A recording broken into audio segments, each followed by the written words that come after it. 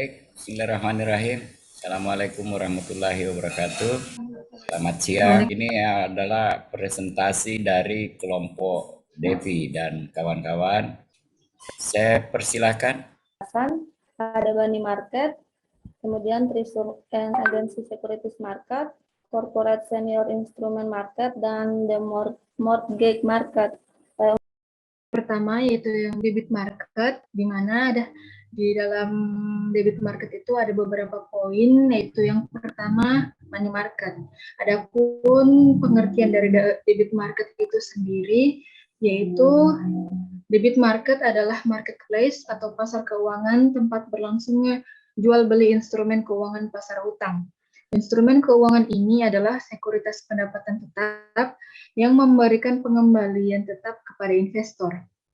Surat berharga ini memberikan pembayaran bunga reguler pada tingkat bunga tetap dengan pembayaran pokok pada saat jatuh tempo. Penerbitan sekuritas ini dapat berupa badan lokal, kota madya, pemerintah negara bagian, pemerintah pusat, dan perusahaan. Efek pasar utang utama adalah obligasi, obligasi pemerintah, surat utang, surat perbendaharaan negara, sertifikat deposito, dan surat berharga komersial. Poin pertama yaitu yang ada di dalam debit market, yaitu money market, di mana money market pada dasarnya mengacu pada bagian pasar keuangan, di mana instrumen keuangan dengan likuiditas tinggi dan jatuh tempo jangka pendek diperdagangkan. Pasar uang telah menjadi komponen pasar keuangan untuk jual beli surat berharga dengan jatuh tempo jangka pendek, 1 tahun atau kurang, seperti treasury bills dan commercial papers. Money market terdiri dari instrumen yang dapat dinegosiasikan seperti treasury bills, commercial papers, dan certificate of deposit. Ini digunakan oleh banyak peserta termasuk perusahaan untuk mengumpulkan dana dengan menjual commercial paper di pasar. Money market dianggap sebagai tempat yang aman untuk berinvestasi karena tingginya likuiditas sekuritas. Money market adalah pasar yang tidak diatur dan informal dan tidak terstruktur seperti pasar modal, di mana segala sesuatunya diatur secara formal. Pasar uang juga memberikan pengembalian yang lebih rendah kepada investor yang berinvestasi di dalamnya, tetapi menyediakan berbagai produk. Pentingnya money market. Ada beberapa poin mengenai pentingnya money market. Yang pertama yaitu pembiayaan perdagangan. Pasar uang memegang peranan penting dalam pembiayaan baik perdagangan internal maupun internasional. Keuangan komersial tersedia untuk para pedagang melalui tagihan pertukaran yang didiskon oleh pasar tagihan. Yang kedua, pembiayaan industri. Pasar yang membantu dalam mengamankan pinjaman jangka pendek untuk memenuhi kebutuhan modal kerja melalui sistem tagihan keuangan, commercial papers, dan lainnya. Yang ketiga, investasi yang menguntungkan. Pasar uang memungkinkan bank-bank komersial untuk menggunakan kelebihan cadangan mereka dalam investasi yang menguntungkan. Yang keempat, swasembada bank komersial. Pasar uang yang dikembangkan membantu bank-bank komersial untuk menjadi mandiri. Yang kelima, membantu bank sentral untuk memperlancar fungsi dan meningkatkan efisiensi bank sentral.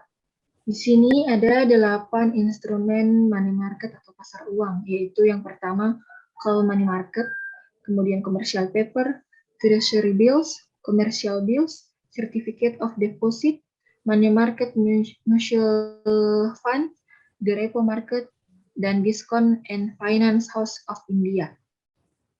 Pasar uang yang tidak terorganisir.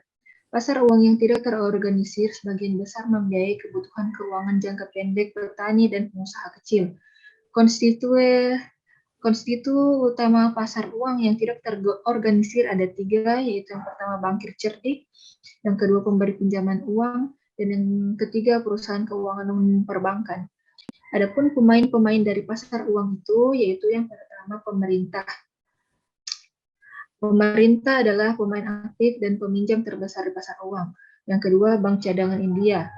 Pasar uang yang tidak terorganisir berada di bawah peraturan langsung RBI atau Bank Cadangan India yang memainkan peran bankir pedagang kepada pemerintah. Reserve Bank of India atau Bank Cadangan India ini adalah pasar uang yang tidak terorganisir yang berada di bawah peraturan langsung RBI. Ini memainkan peran bankir pedagang kepada pemerintah. Yang ketiga, bank komersial. Pinjaman dari usaha dana jangka pendek dan memiliki dampak besar pada struktur bunga dan posisi likuiditas. Yang keempat, lembaga keuangan. Mereka meminjam uang ke bank dan menghitung ulang tagihan pertukaran. Yang kelima, perusahaan korporat yang beroperasi di pasar uang untuk mengumpulkan dana jangka pendek untuk memenuhi kebutuhan modal kerja mereka. Dan yang terakhir adalah dealer, di mana dealer itu adalah perantara pasar uang yang diperkenalkan oleh RBI untuk mengembangkan pasar sekunder aktif untuk sekuritas pemerintah. Poin kedua yaitu Treasury and Agency Securities Market. Pertama di sini dua faktor yang menjelaskan peran penting sekuritas Treasury Amerika Serikat. Yang pertama itu volume dalam hal dolar yang beredar.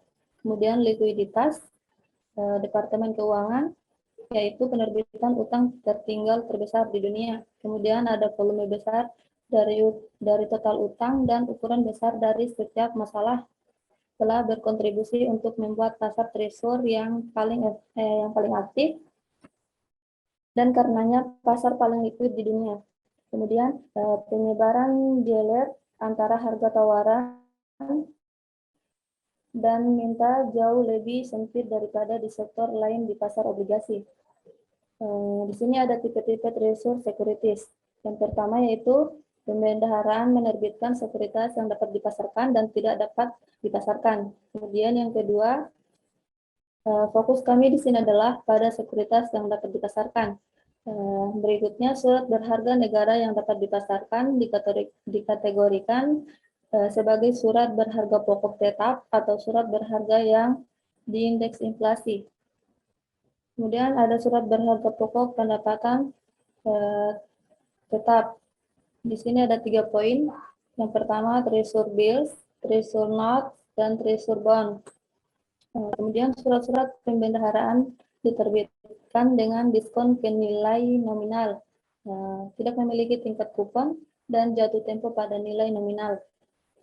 Praktik pembendaharaan saat ini adalah menerbitkan semua sekuritas dengan jatuh tempo 1 tahun atau kurang sebagai sekuritas diskonto.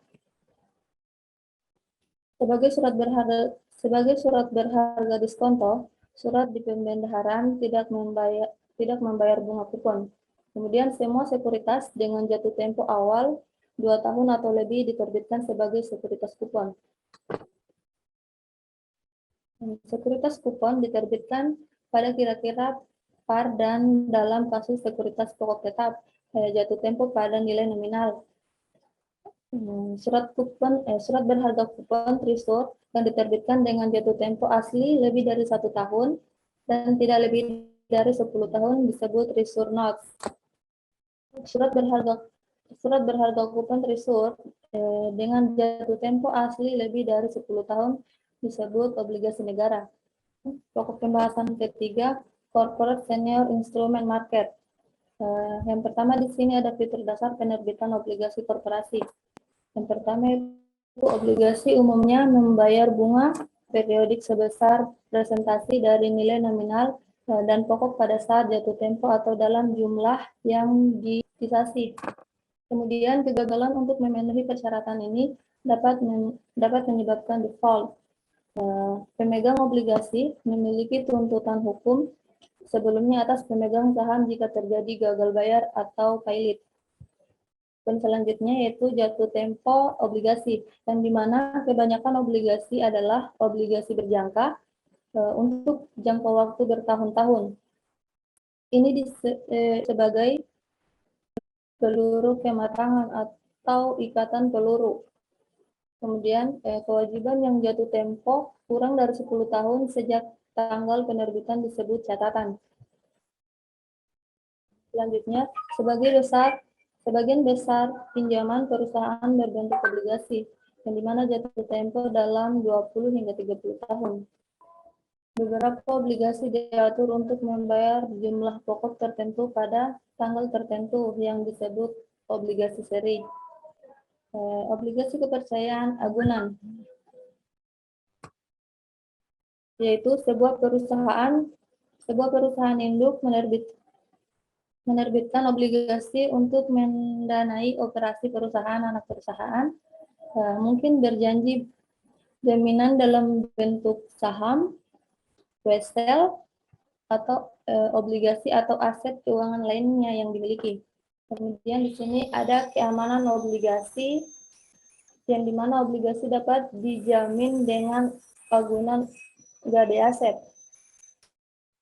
Pertama, surat utang tidak memiliki agunan khusus. Itu adalah kewajiban tanpa jaminan dari perusahaan. Kemudian obligasi subordinasi adalah masalah yang menempati peringkat setelah hutang yang dijamin. Setelah obligasi dibentuk dan sering setelah beberapa kreditur umum dalam klaimnya atas aset dan pendapatan. Kemudian obligasi terjamin yang merupakan kewajiban yang dijamin oleh entitas lain. Pengembalian dana yang dimana kesempatan untuk mengembalikan atau membayar kembali obligasi sebelum jatuh tempo biasanya akan terjadi ketika suku bunga turun dan memaksa investor untuk mendapatkan pengembalian yang lebih rendah. Kemudian sebuah pengembalian ketentuan membatasi kenaikan harga obligasi karena jika harganya cukup tinggi, perusahaan akan menggunakan hak istimewa panggilannya. Di sini ada obligasi dengan fitur khusus. Yang pertama itu obligasi yang dapat dikonversi, di mana memberikan hak kepada pemegang obligasi untuk mengubah obligasinya menjadi saham biasa pada harga yang ditetapkan per saham. Biasanya disesuaikan dengan perubahan saham biasa yang beredar, seperti pemisahan dan merger. Kemudian obligasi yang dapat ditukar, yaitu memberikan hak kepada pemegang obligasi untuk mengubah obligasinya menjadi saham biasa perusahaan selain penerbit. Dengan hak konversi ini, investor memiliki opsi untuk membayar premi dalam bentuk hasil yang lebih rendah. Kemudian berikutnya ada masalah hutang dengan waran, yang dimana mengizinkan pemegangnya untuk membeli saham biasa pada harga yang ditetapkan per saham dari penerbit. Kemudian berikutnya berbeda dengan konvertibel, obligasi tetap ada setelah pembelian saham. Obligasi yang dapat dijual. Ini adalah obligasi yang dapat dijual kembali ke penerbit dengan harga tertentu, biasanya dengan nilai nominal. Kemudian obligasi tanpa kupon, yaitu sekuritas ini dijual dengan diskon dari nilai nominal atau nominal. Pembayaran pada saat jatuh tempo, termasuk bunga majemuk. Investor juga mendapatkan manfaat dari pengembalian yang telah ditentukan sebelumnya. Tidak ada risiko investasi, tidak ada risiko reinvestasi. Obligasi tanpa kupon dikenakan pajak seolah-olah mereka membayar bunga reguler. Surat berharga dengan suku bunga mengambang, yang dimana dengan jenis obligasi ini, suku bunga diatur ulang secara berkala untuk memenuhi perubahan kondisi pasar. Populer dalam beberapa tahun terakhir karena perusahaan menggunakannya untuk mencocokkan arus kas. Di sini ada juga sektor hasil tinggi, di mana ada 3 jenis, struktur kupon yang ditangguhkan. Yang pertama, obligasi dengan bunga ditangguhkan adalah tipe yang paling populer. Kemudian poin kedua, obligasi setup, yaitu membayar bunga kupon, tetapi kemudian meningkatkan ke tingkat kupon yang lebih tinggi.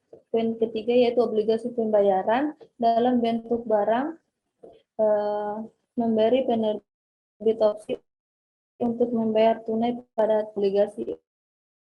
Berikutnya adalah pasar hipotek. Definisi dari pasar hipotek adalah hipotek adalah bentuk hutang yang membiayai investasi di properti. Jenis hipotek ini ada 2, yang pertama hipotek perumahan dan kedua hipotek komersial. Itu yang diinginkan untuk hipotek itu ada beberapa. Yang pertama fleksibilitas hasil, yang kedua pembayaran berkonstan, yang ketiga stabilitas pembayaran, yang keempat keamanan penuh, yang kelima kesederhanaan layanan. Untuk fleksibilitas hasil ini responsif terhadap perubahan harga pasar. Pembayaran real konstan itu mengikuti inflasi, stabilitas pembayaran minimalkan keterlambatan pembayaran atau masalah default. Keamanan penuh, nilai pasar lebih besar dari jumlah pinjaman. Kesederhanaan layanan ini mengumpulkan pokok dan bunga saat suku bunga berubah. Karakteristik hipotek ada beberapa. Yang pertama, hipotek tertanggung. Yang kedua, hipotek konvensional. Yang ketiga, hipotek tingkat tetap. Yang keempat, hipotek tarif yang dapat disesuaikan. Yang kelima, jatuh tempo hipotek. Yang keenam, amortisasi hipotek. Pembiayaan hipotek kreatif itu ada beberapa. Yang pertama, hipotek pembayaran lulus atau HPM. Yang kedua, hipotek ekuitas tumbuh. Yang ketiga, hipotek kedua. Yang keempat, hipotek apresiasi bersama. Untuk penilaian hipotek, harga hipotek harus sama dengan nilai sekarang dari arus kas masa depan mereka. Dan faktor-faktor yang mempengaruhi tingkat bunga bebas resiko adalah ekspektasi inflasi, pertumbuhan ekonomi, uang beredar, dan defisit anggaran. Untuk faktor yang mempengaruhi premi resiko, salah satunya perubahan pertumbuhan ekonomi. Dan yang terakhir adalah indikator perubahan harga KPR. Ini ada dua juga, yaitu indikator inflasi dan indikator pertumbuhan. Mungkin itu saja pemaparan materi dari kelompok kami.